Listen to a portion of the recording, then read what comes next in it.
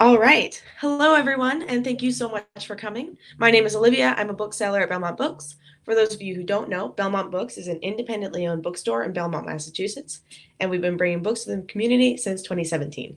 Before we begin, I just want to do a little bit of housekeeping. We have a number of other amazing events coming up.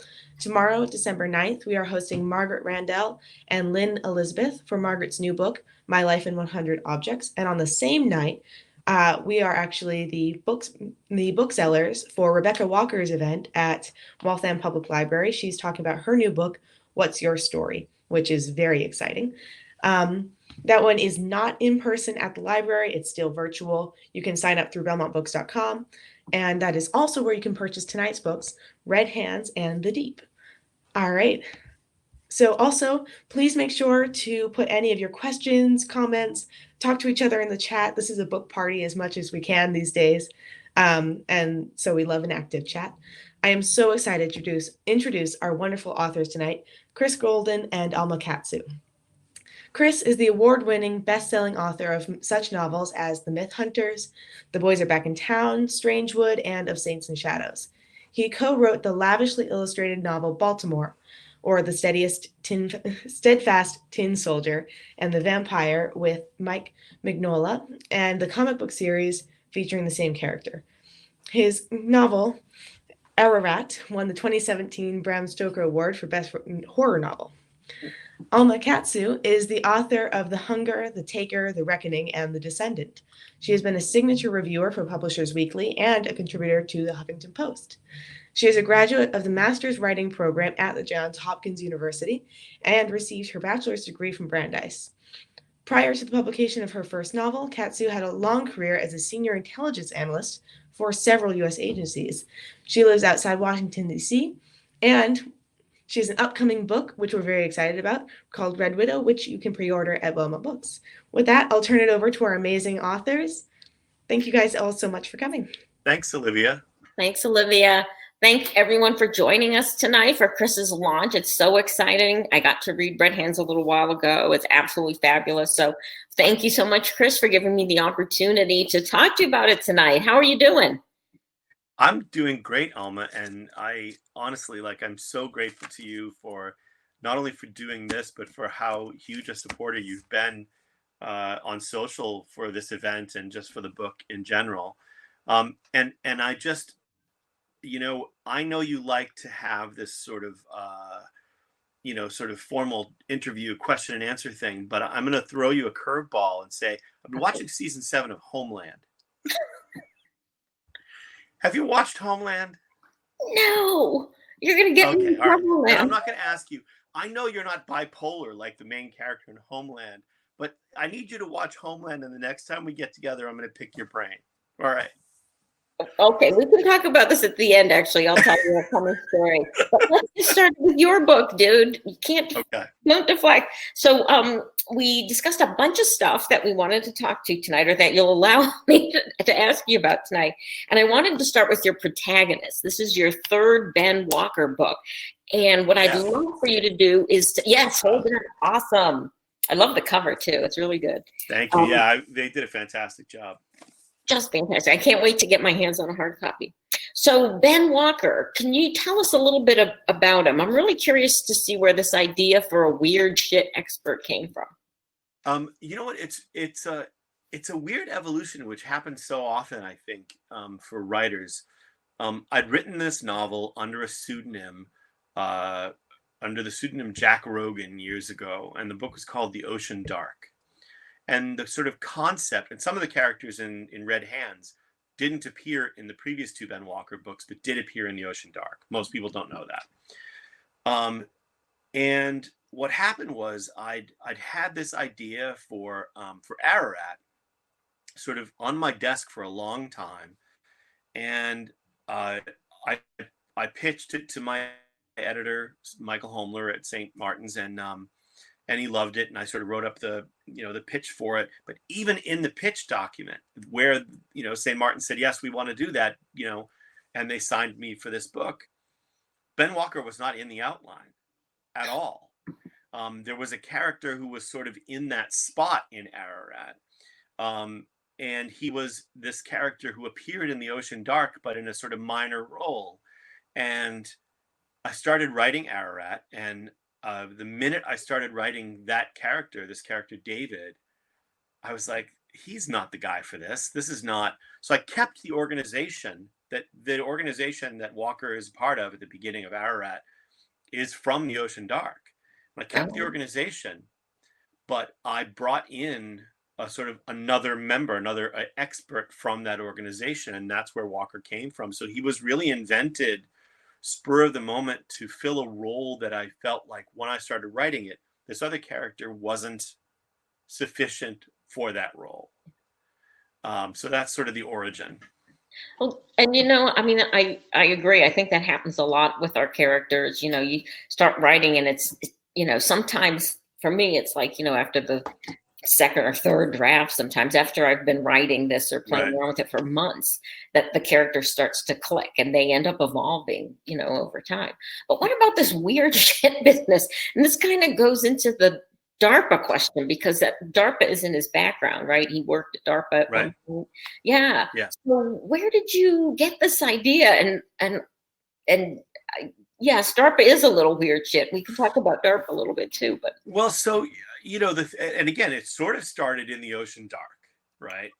If you go back, you can find that book, and it started there and kind of grew out of that. This idea that, I read all kinds of horror, and I do read some science fiction, and there's fantasy and sort of thrillers and all of this stuff.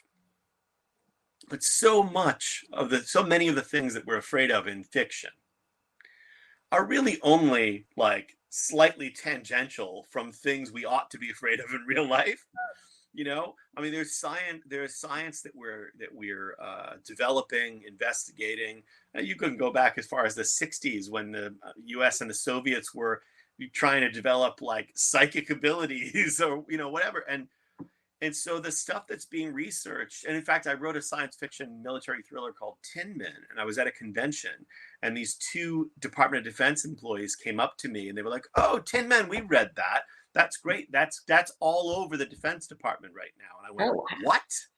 What are you talking about?" And they're like, "Yeah." And I said, "Copies of the book?" And they're like, basically, the Department of Defense pirated Tin Men, and there was the whole group that was responsible for like the ethics and AI and robotics and all that stuff had been assigned to read my book.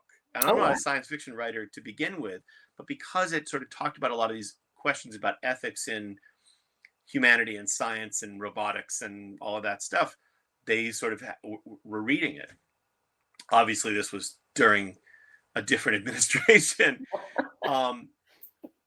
But it was sort of all of that. And so as far as like the weird shit, I love mythology, I love history, I love folklore, I love archaeology and all that stuff. And I just thought, we're digging things up all the time. 2020 was a banner year for digging up Egyptian corpses we shouldn't be unearthing, or other things, like literally, like in real life.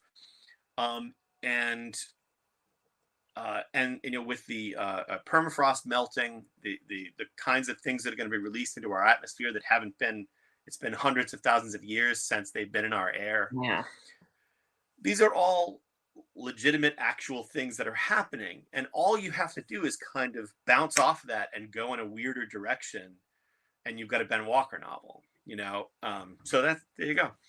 So, and what about DARPA? So I'm not, as we mentioned, my background was in the government. I was in the government for 35 years on the intelligence side. So I actually worked a lot with IARPA, which is the intelligence community's version of DARPA. And I've known a couple DARPA guys, but it's just so when I first read that, you had your guy who had a background in DARPA, it just really tickled me. I'm thinking, well, so what kind of captured your imagination? And I'm kind of curious, how much do you know about DARPA? So at least what I know about it, having done some research, is I look at DARPA like the iceberg, and DARPA stands for like Defense Advanced Research something. I don't know the whole, but the purpose of DARPA, as I understand it, and you can correct me, is that they do a broad spectrum of scientific research in AI, in biology, in basically everything.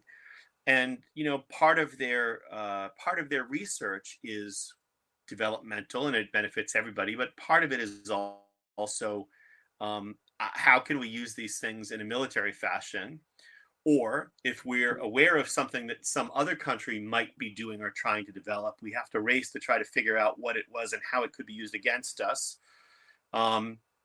Oh, somebody just posted Defense Advanced Research Projects Agency. Thank you, Willow.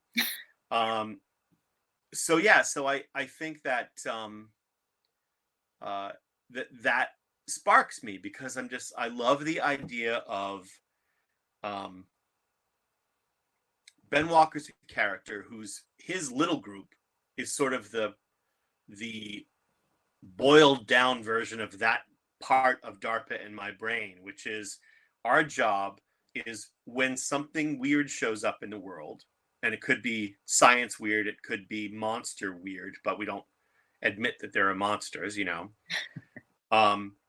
don't admit there are monsters, that they go and see what can be done with it, because if it can be used to make us safer, in other words, to kill people, then they want to make sure that they get it. But Walker is less interested in that than he is interested in making sure that whatever it is can't harm us. Yeah. We should get you a visit down to DARPA sometime. I'm sure you I would love that. Have a lot of fun, or have you talk to a couple program managers, and so everything, so I actually work in emerging technologies. That's why I ended up doing so much with IARPA. And, every technology is a double-edged sword. You can use it for defense, but there's always going to be an offense capability to it too. And I think you captured this perfectly in your books. And also the range of things that they're interested in, all the way from, basic science to applied, when it's very close to commercialization. And they do get involved and interested in all kinds of crazy stuff. And the program managers can be little rogue agents sometimes, running around and kind of investigating stuff. So I think, it's really fertile ground, right, for the future. Yeah, we'll have to get you a visit down there sometime. Well, I love Googling something that I think is crazy, and having a return of articles about research being done at DARPA. I was like, I just made that up because I thought it was too nuts, but actually they're researching it. And that's kind of what I love about it. As you said, it's this spectrum of and I also feel like what we can turn up online, is just the tip of the iceberg, because everything else is classified. So you're only seeing the things that you can see that are being publicly talked about are just a fraction of what's actually happening. And that just fascinates the hell out of me.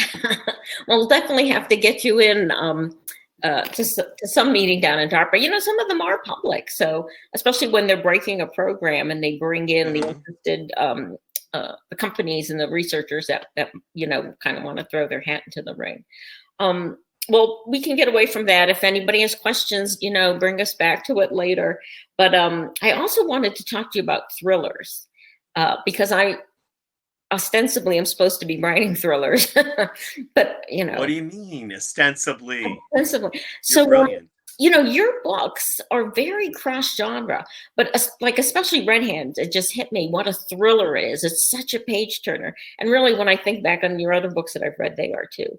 So I'm really curious how you feel about them. Do you go into it knowing that you're writing a thriller? Because to me, horror, I like a slow burn in horror. I like where you have the room in a book to, ramp it up and to, create that feeling of dread, which in some ways is the opposite of what you have to do in thrillers. My agent's always yelling at me about that, that I'm too slow. You've got to get them turning those pages. That is not a problem with your books. They are page turners. So what's your position on all this? Well, I'd like to get your take on this too, because again, you're right. I mean, I read, The Hunger or The Deep, both of which, as you know, I loved. But I'm sure that they're going to be polar opposite from Red Widow, which is your espionage thriller that comes out in March, right? Yep, March. Right.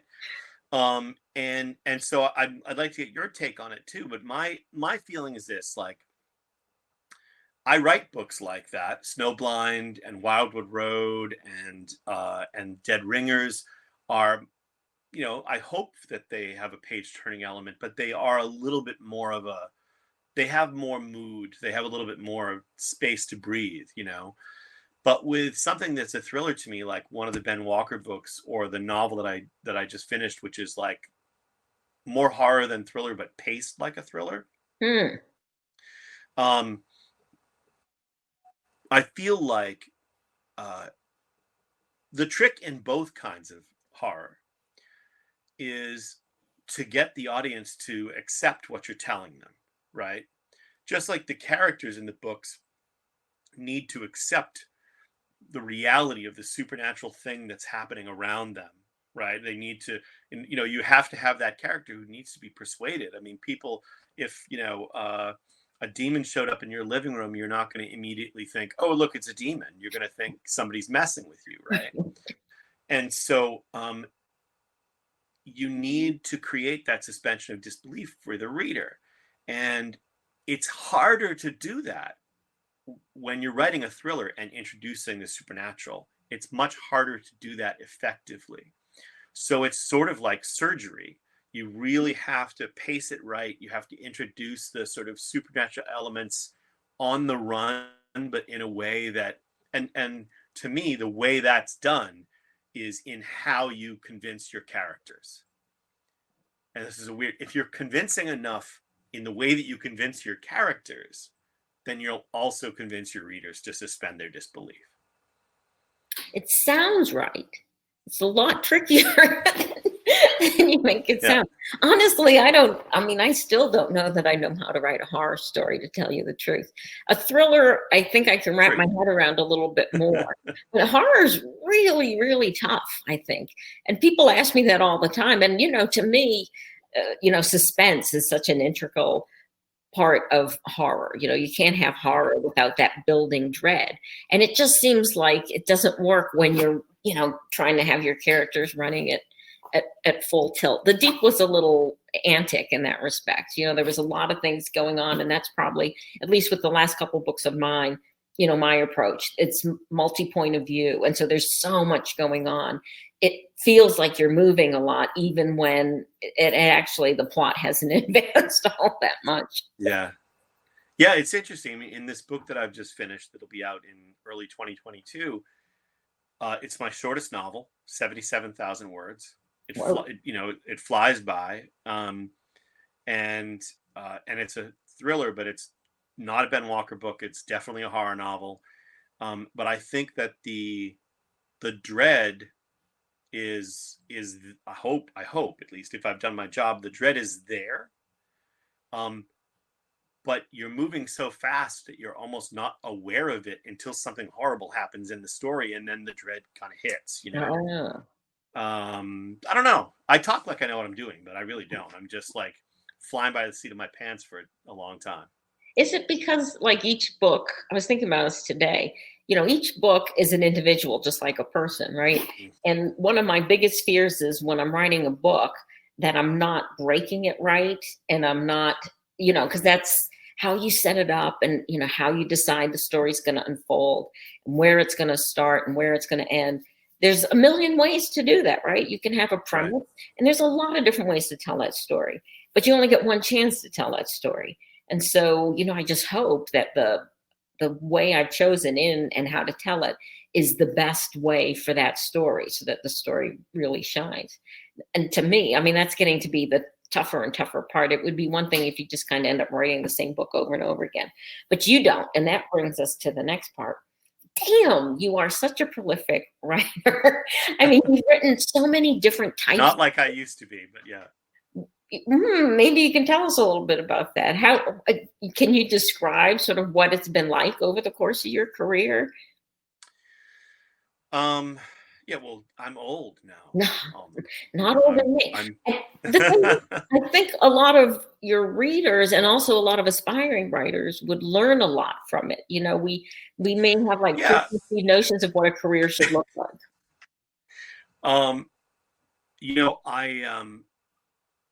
Look, it depends on what kind of career you want, right? So I was really lucky. I'll try to be succinct, but I'm not good at that. I was really lucky in that I sold my first novel shortly after my 25th birthday. It was 1992. My first two novels, and I quit my job. I was working in New York. I quit my job, and my wife and I moved back to Massachusetts. And we didn't have a mortgage, and we didn't have kids. So if I was ever going to be a full-time writer, that was the time to do it. Mm. But it also means that, you have to choose commerce. So I always tell my wife that, like, I've been doing this full-time for 28 years. I hope that at some point I'll be able to retire. I think I will. But for me, what retirement means is switching the balance, like, so that rather than commerce being slightly ascendant, that art can be ascendant. You know what I mean? I can make my choices with what I really want artistically to do first. That doesn't mean I don't love what I've written and that I haven't felt like that, but I feel like I've had to make certain choices that are because of commerce. And so for me, part of that is how prolific I had been for years. And right now, again, I'm super prolific right now, but novel wise, I'm not producing anywhere near the number of novels I used to produce. I'm writing a lot of comics. I'm writing a couple of projects that I can't talk about for Amazon Audible, original things for them, and some other stuff. But there were times for a long time, I was writing, 4 books a year, and yeah. How do you and do that? again, most of those books I love. There are only a couple things in my entire bibliography that I'm like, let's pretend that didn't happen. How do you write 4 books a year? I mean, is that a lot of 5-hour energy bottles? No sleep? It was youth and bills, but also it was many of those books were collaborative efforts. I will say that people who haven't collaborated, most of them think that, that means you're doing half the work, and that's not true.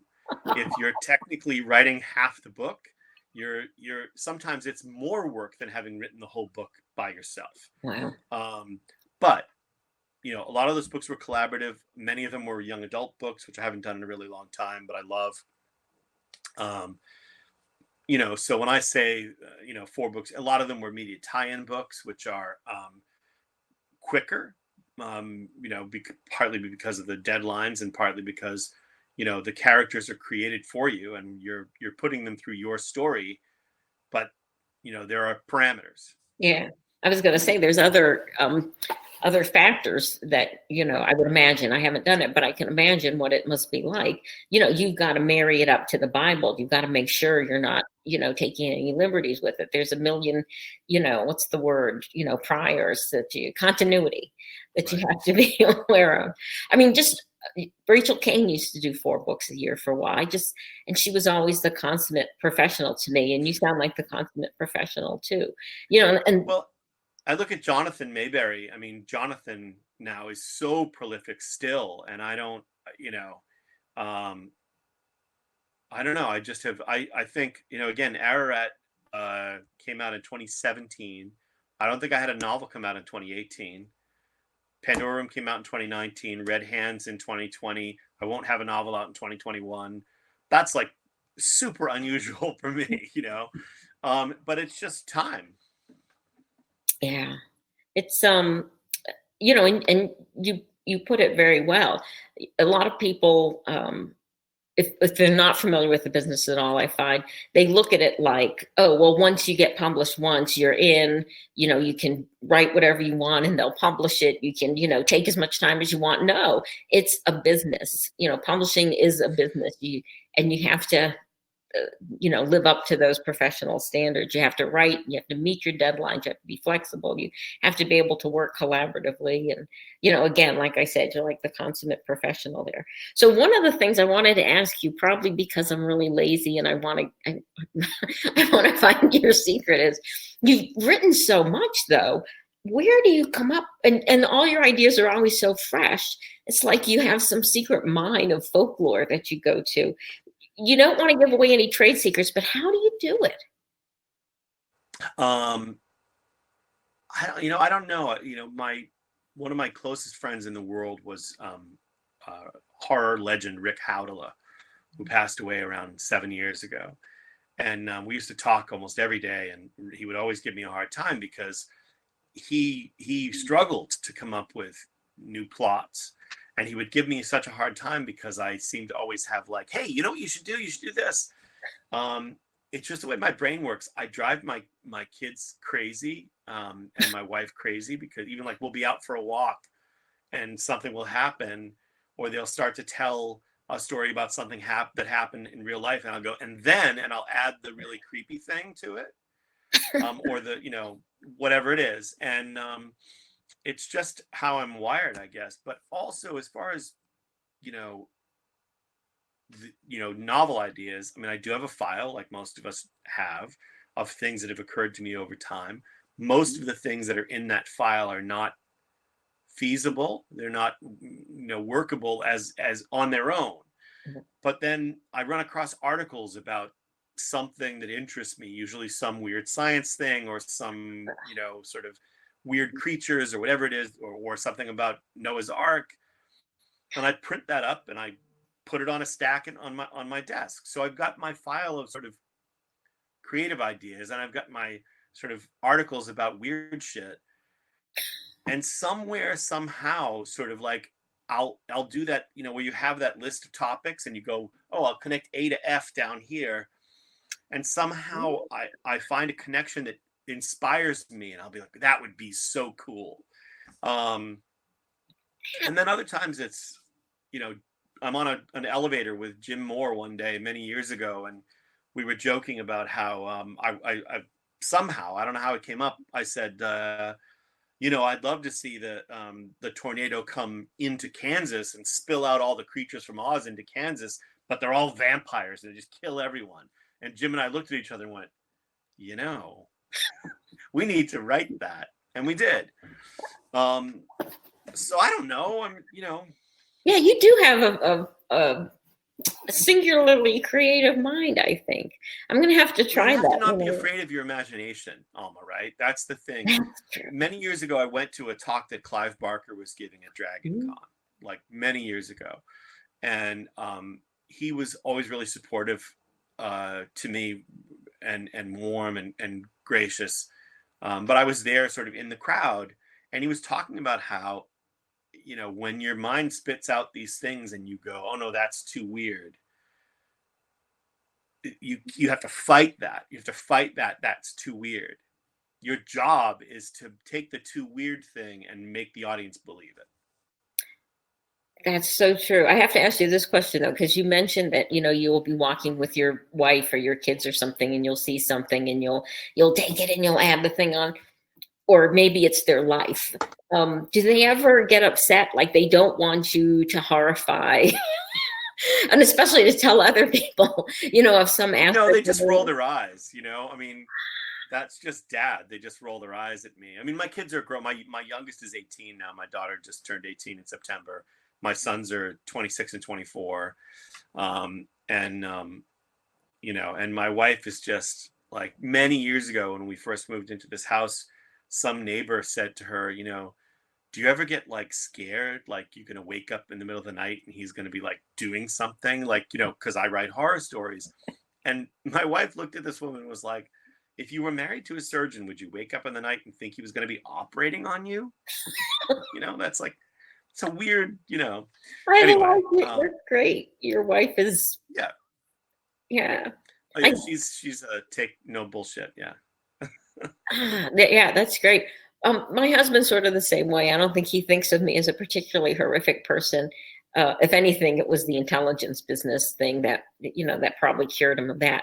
But it's funny, we moved a little while ago out here to West Virginia, and it's a neighborhood. We're up in the mountains, and it's a neighborhood of people who are mostly weekend people who come up from Washington, D.C. And when they found out I was a horror writer, oh my God, I can't stop them. They're always trotting out these stories. They want to see if they can scare me, and they're pretending that they're set here in West Virginia. Like one of our neighbors said, oh, did you know that your land used to be a Christian retreat center and there were murders associated with it? And I found this giant cross embedded in the ground. And I'm just like, gonna have to do better than that, and yeah. Well, now, but do you find I just feel like the things that you become aware of in your career in intelligence have to be by and large much more terrifying than the things that you invent. Sadly true. When I was younger, I grew up a Roman Catholic, which is a very superstitious, weird religion if you, have a little distance from it. But it predisposed me to be very superstitious and to, embrace that Gothic thing. But now, decades later, especially so I did spend a long time working in humanitarian affairs, but that includes genocides and mass atrocities. So in the 90s, I worked a lot of genocides. And yeah, when you see what humans are capable of doing to each other, it does sort of take the edge off of, the things that used to scare me when I was a kid, which in a way is kind of bad because, there's a reason why we learn to be afraid of certain things. And there's also an interesting emotional, trill that runs through you, right? When you're scared. And I kind of miss that. It's starting to come back though, I have to say. But is it also I know I find reading and maybe this is the polar opposite of what you want to hear, but I find reading something like The Hunger or reading something like The Deep, comforting. Even though they're both books are full of dread, those are not real horrors, and so there's a comfort to this kind of story. You're swaddled in this, you're sitting around the campfire being told this spooky story. And do you find the same thing after being aware of the things that you became aware of as an intelligence officer, and then writing in a setting like that? Does it give you an escape? That's an interesting question. I definitely still think of men as monsters, right? The worst things that can happen are going to be perpetrated by men, not by the monsters, really. And so, that's probably just something I carry over from the time in atrocities and genocides. Yeah, I'm sorry. I sort of forgot the very first part of what you were saying. It reminded me of something, but I kind of it was comfortable. Yeah, I like the fact that you get comfort, that you find the stories comforting because, because I do think we like scary stories. I still like scary stories. I'm very disappointed that they're not scary enough, though. Most movies I do not find scary enough. But I don't think people would want to see the horror movie that I would come up with. Yeah, but even I think it's so hard to scare me with a book or a movie. And I think that for so many of us who love this kind of stuff, we've seen so much or read so much of it that it's hard to get us there. But occasionally you have something come along. The Autopsy of Jane Doe, that movie, is really full of heightened dread. So you really feel uneasy with it. So it happens, I like that. Me too. Yeah. So what did you, and again, I know I'm turning the tables on you, but so in the decision to go and do Red Widow, and which I know is going to be a massive hit, and I'm really excited to read it because that's the other stuff I love to read. I love to read crime and thrillers and spy novels and stuff like that. So obviously you're in a different kind of comfort zone with that. It's tough. But what's that? It's tough. It's really hard to write about things really well, because you can't just tell the story that you know. not in fiction, because there's certain expectations of readers. It's really so much more heightened. And that was the hardest thing to get over. I tried writing spy novels before, but they weren't very good because editors would say, I want you to tell us a story like it really is. And then I'd give it to them. They'd go like, this is way too boring. Because in real life, intelligence isn't about, one person running in at the last minute and, saving the world. And it's about groups of people working very complex things, and you're just nudging and tweaking. So I'll get back to Homeland for you. So we were talking before we got live. I can't go into a lot of details, but it looks like there might be a television deal for this. So the producers were telling me, we want you to watch every spy show that's been done recently, which is a lot recently with all the streaming shows, and tell us which ones you think get it right and which ones get it wrong and for what reason. And that was a very painful exercise, because most intelligence professionals will tell you most of the shows get it so wrong. But I understand why, and that's why I failed for so long. Because the drama that modern audiences expect just isn't there in real life. CIA cannot, we certainly have our share of bipolar people, I'm sure. But there's not a lot of them, and they're not allowed to just run, roughshod over everything. That I couldn't watch more than one episode, and I'm really sorry if anybody from Homeland ends up getting involved on the show. I apologize up front. There's some I really love. I love The Americans. The Americans is so good. Yeah. Well, Joe Weisberg actually went through the clandestine service training program. He was there for 3 years. So he wrote a book called An Ordinary Spy, which is the closest thing I've ever read to what it's like when you first become a case officer. So he really knew what he was getting at. And he was a genius because he picked a period back in time, so he didn't have to worry about he had to go through pre-pump review, but the chances of him getting things edited out were very low because it was historical information. Genius, I tell you. I feel like many years ago, I wrote a novel called Straight On Till Morning. And even though it's a fantasy horror novel, it's the most autobiographical of all the books I've written. Ooh. And I remember so clearly how starting the book, I had to start it about 5 times, because every time I started it, I had to throw out everything that I'd written, because it was just too much information. And I was telling people a whole bunch of stuff they didn't need to know to follow my story. And I imagine it's sort of similar to having worked in intelligence and then writing a spy novel. It's like you have to focus on the story you're trying to tell and the thriller part of it, and only give them the information that they need to know to enjoy the story you're writing, as opposed to like, you idiots reading this book, I have all this information that I should be downloading into your brains, about how it really is, And I think that's what makes it so hard.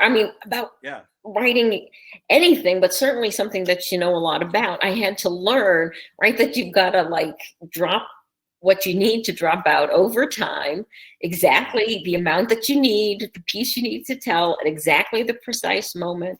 I describe writing a novel like having 200 little threads in front of you, and you've got to pull them in the exact right order at the exact right length.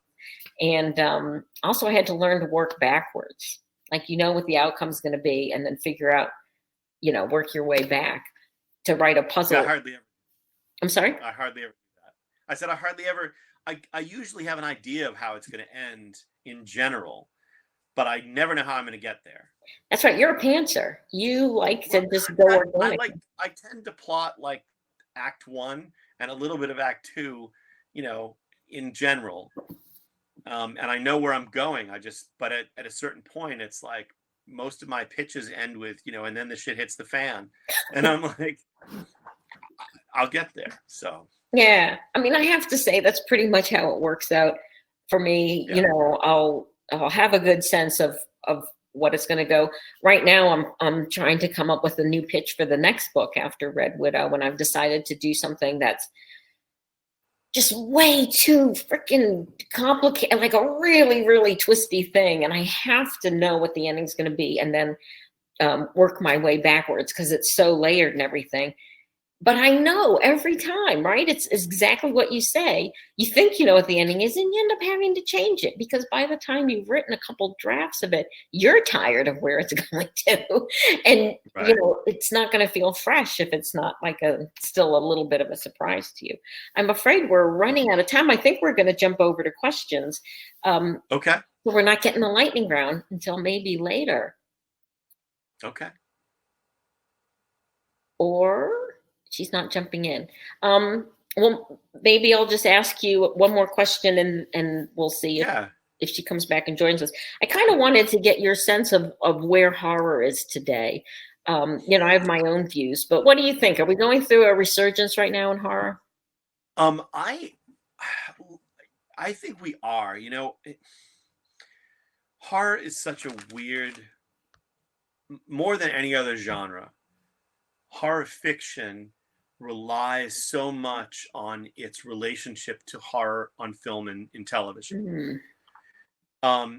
And the relationship is almost never a good one because they don't necessarily help.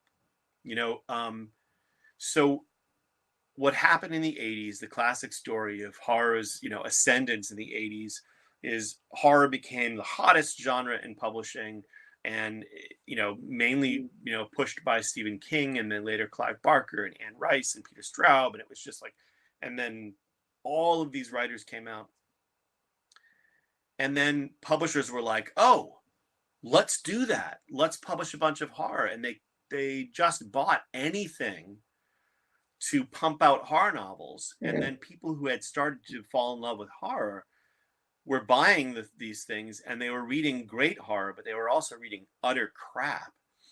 And when they read the crap, they went, well, maybe I don't like this as much as I thought I did, not realizing that the publishers were no longer being discerning about what they're publishing. Mm-hmm. And I think that same cycle has happened in film and TV a number of times, where I think like premium television has saved us from having a bunch of really crappy network TV horror shows. And I think that the sort of ascendance of the sort of horror auteur of the 2000s, where the internet becomes aware of a film and makes it successful, has saved us from the problem that you have of people who don't know anything about horror film saying, oh, horror movies make money, I'm going to make a horror movie, I'm going to hire somebody to direct it who doesn't know anything about horror, and hire somebody to write it who's seen a bunch of slasher movies and doesn't know anything about horror, and we'll make money. So I think we're in a really good place right now, but almost by accident. And in horror fiction, we've come to a place where mainstream publishing has realized that if they can market something as a sophisticated horror novel or a literary horror novel or a horror thriller, or a supernatural thriller or whatever and it's good, then there is a place to break through. And so just in the last few years, in the last like 5 to 10 years, we've had you and Paul Tremblay and Josh Mallerman and Sylvia Moreno Garcia, who'd been writing for a while but really broke through this year. Yeah. Stephen Graham Jones, same thing, been writing forever but really broke through this year. This was a great year for horror this year, despite everything. Yeah, despite everything. So I feel like if publishers continue to have the attitude that they currently have, and obviously Joe Hill, was the leader of that pack, but as long as publishers continue to have the same attitude about horror that they currently have, which is let's elevate it and be selective with what we're elevating, I want them to open their doors to as many diverse voices as they can, and as many horror writers as they can, but to be discerning about what they're buying, because that's good for horror. Yeah. Right. Yeah. So I think we're in a good spot. As long as they don't screw it up. But doesn't that seem to happen in publishing in so many things. Like I'm a little afraid of the whole psychological suspense, and that's been going on now for what, at least with 10 good years. reason. Yeah, and Yep. and I do feel and that was the other interesting thing. We were very lucky with The Hunger. The book did very well, and then suddenly I started being asked to blurb a lot of books, and a lot of the books I got were not books that I would consider horror, traditional horror. Right. They were more psychological suspense. But, I had to ask myself, like, think of your typical slasher film. Not that I watch a lot of slasher films, so maybe I'm going to say something totally wrong. But, it wasn't, it was what made it horrible, right? It was that feeling of terror. And that's what a lot of these books were engendering. That's what they strove for. And the protagonist was trying to figure out, why would someone want to terrorize me? Why is this sort of thing going on? I felt like horror as a tent was getting broader, right? Like more books are sort of being welcomed. But I agree, as long as they keep the bar a little high on the quality, which certainly has been the case. I'm certainly no horror expert. When The Hunger was sold, we didn't even talk about it as horror. The biggest fear that the publisher had was that it was going to get pigeonholed as historical fiction. Right.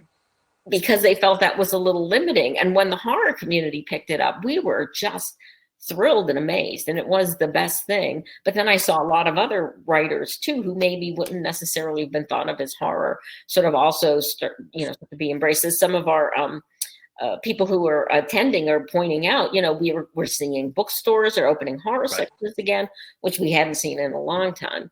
That's another good sign. And well, also we had all of these for decades. Writers who would otherwise be writing horror had sort of fled to the safer environments of other genres.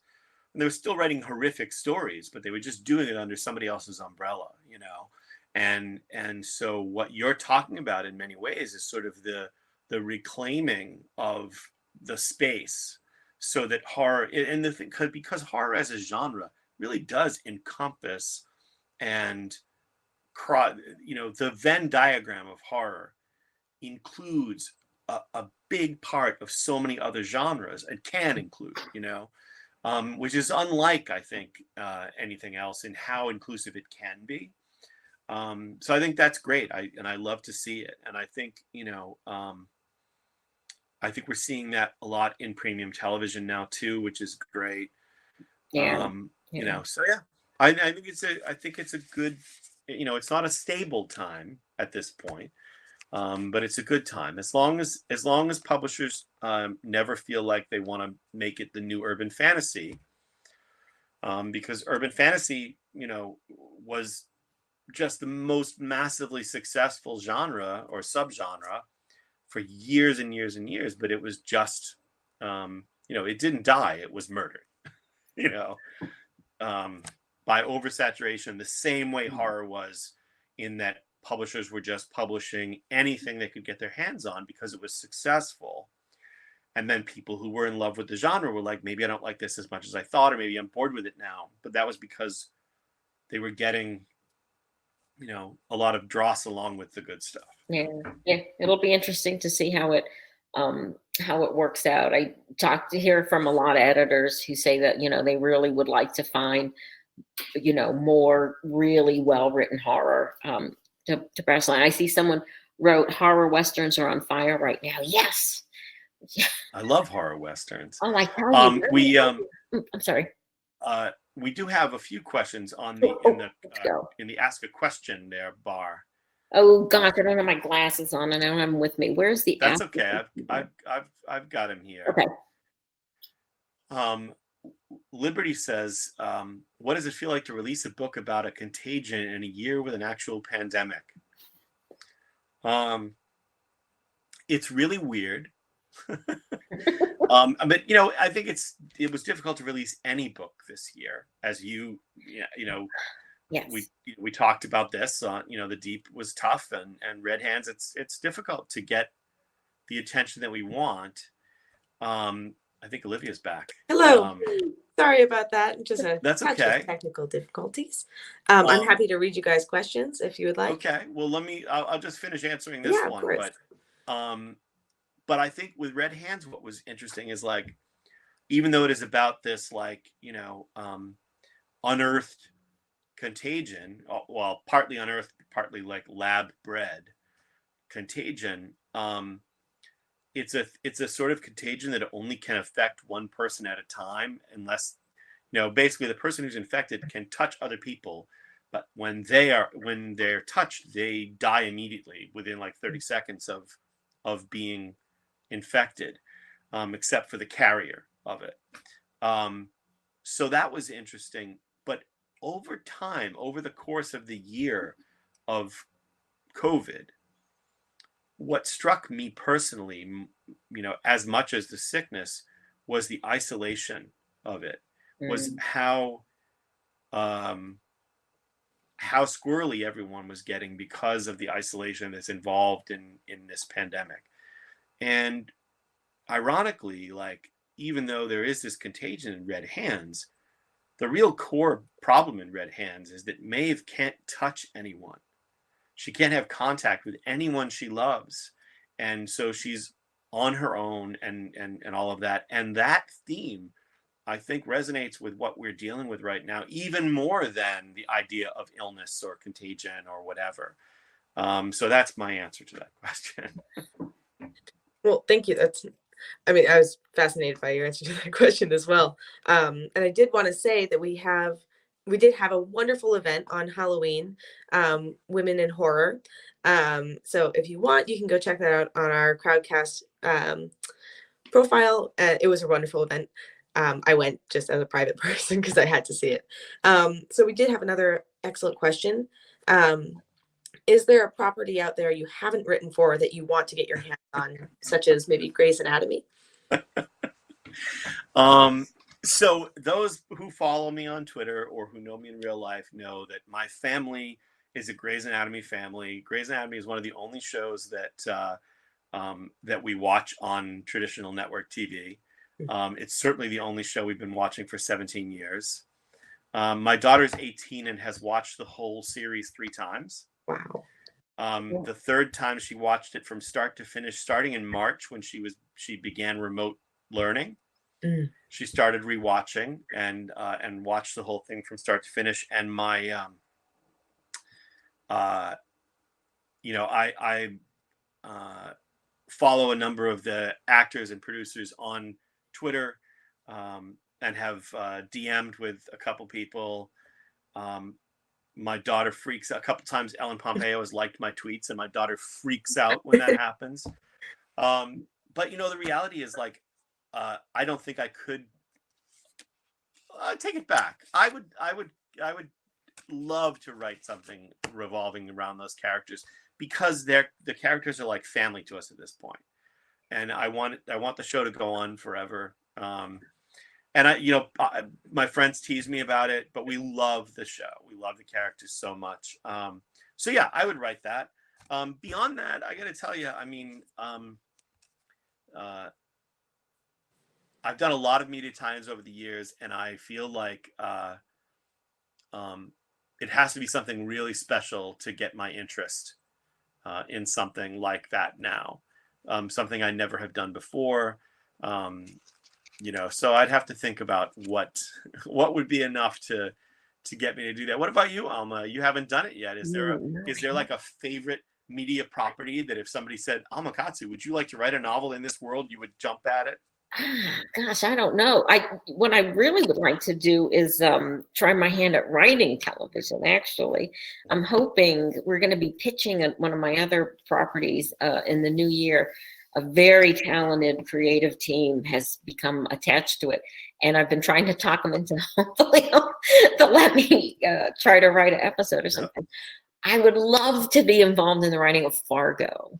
Do you guys watch that show? Oh my God, that is such amazing writing. And I think I'd learn a lot if I could be part of that writer's room. But if anyone knows Noah Hawley is listening,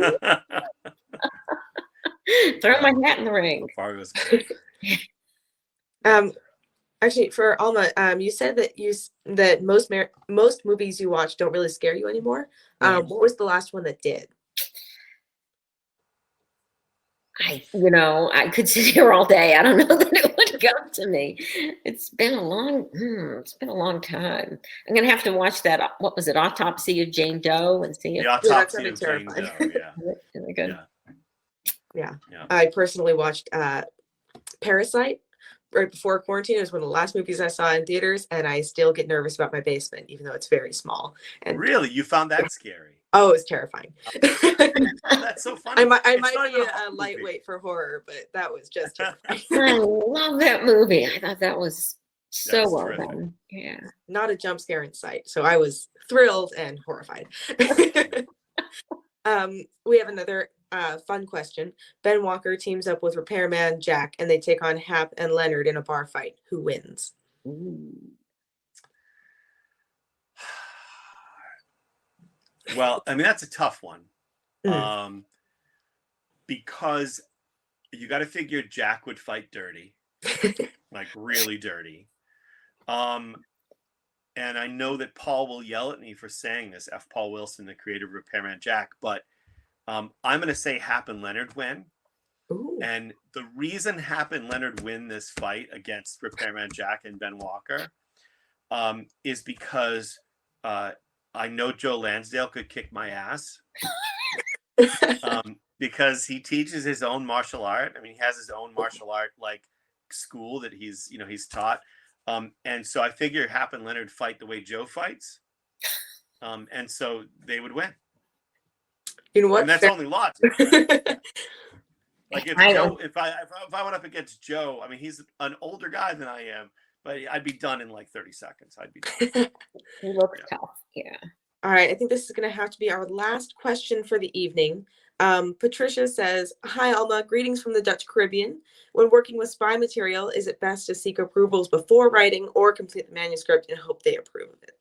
You have to submit it after it's done.